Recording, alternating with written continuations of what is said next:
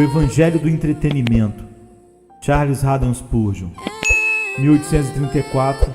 1834-1892. Existe um mal entre os que professam pertencer aos arraiais de Cristo, um mal tão grosseiro em sua imprudência que a maioria dos que possuem pouca visão espiritual dificilmente deixará de perceber. Durante as últimas décadas, esse mal tem se desenvolvido em proporções anormais. Tem agido como fermento, até que toda a massa fique levedada. O diabo raramente criou algo mais perspicaz do que sugerir à igreja que a sua missão consiste em prover entretenimento para as pessoas, tendo em vista ganhá-las para Cristo. A igreja abandonou a pregação ousada, com a dos puritanos. Em seguida, ela gradualmente amenizou seu testemunho. Depois, passou a aceitar e justificar as frivolidades que estavam em voga no mundo. E no passo seguinte, começou a tolerá-las em suas fronteiras. Agora, a igreja as adotou sob o pretexto de ganhar as multidões. Minha primeira contenção é esta: as Escrituras não afirmam, em nenhuma das suas passagens, que prover entretenimento para as pessoas é uma função da igreja. Se esta é uma obra cristã, por que o Senhor Jesus não falou sobre ela? Ide por todo o mundo e pregai o Evangelho a toda criatura, é o que diz Marcos 16,15. Isso é bastante claro. Se ele tivesse acrescentado e oferecer entretenimento para aqueles que não gostam do Evangelho, assim teria acontecido. No entanto, tais palavras não se encontram na Bíblia. Sequer ocorreram à mente do Senhor Jesus. E mais, ele mesmo concedeu uns para apóstolos, outros para profetas, outros para evangelistas e outros para pastores e mestres, como está em Efésios 4:11, onde aparecem, nesse versículo, os que providenciariam o entretenimento. O Espírito Santo silenciou a respeito deles. Os profetas foram perseguidos porque divertiam as pessoas ou porque recusavam-se a fazê-lo. Os concertos de música não têm um rol de mártires.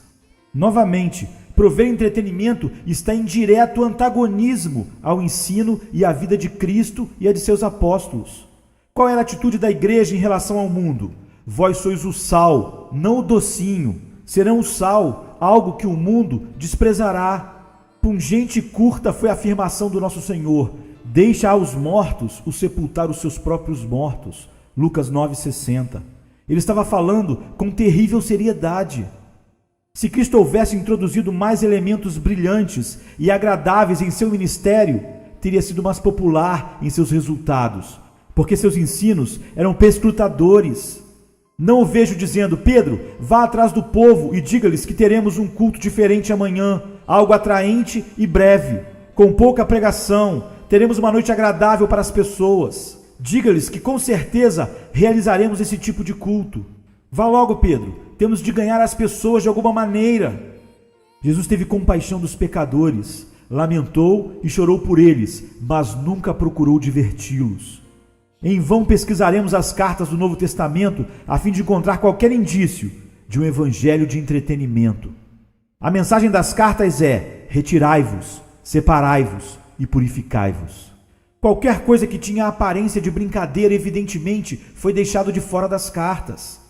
Os apóstolos tinham confiança irrestrita no evangelho e não utilizavam outros instrumentos.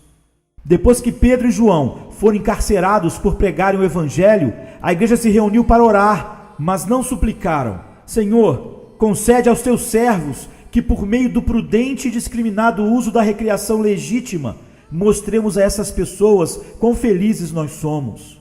Eles não pararam de pregar a Cristo, por isso não tinham tempo para arranjar entretenimento para seus ouvintes. Espalhados por causa da perseguição, foram a muitos lugares pregando o evangelho. Eles transtornaram o mundo.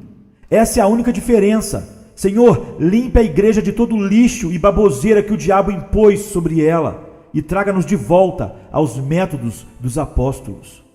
Por último, a missão de prover entretenimento falha em conseguir os resultados desejados. Causa danos entre os novos convertidos. Permitam que falem os negligentes e zombadores que foram alcançados por um evangelho parcial, que falem os cansados e oprimidos que buscaram paz através de um concerto musical. Levante-se e fale o alcoólatra para quem o entretenimento na forma de drama foi um elo no processo da sua conversão verdadeira? A resposta é óbvia. A missão de prover entretenimento não produz convertidos verdadeiros. A necessidade atual para o ministro do Evangelho é a instrução bíblica fiel, bem como a ardente espiritualidade. Uma resulta da outra, assim como o fruto procede da raiz. A necessidade de nossa época é a doutrina bíblica, entendida e experimentada de tal modo que produz devoção verdadeira no íntimo dos convertidos. Amém.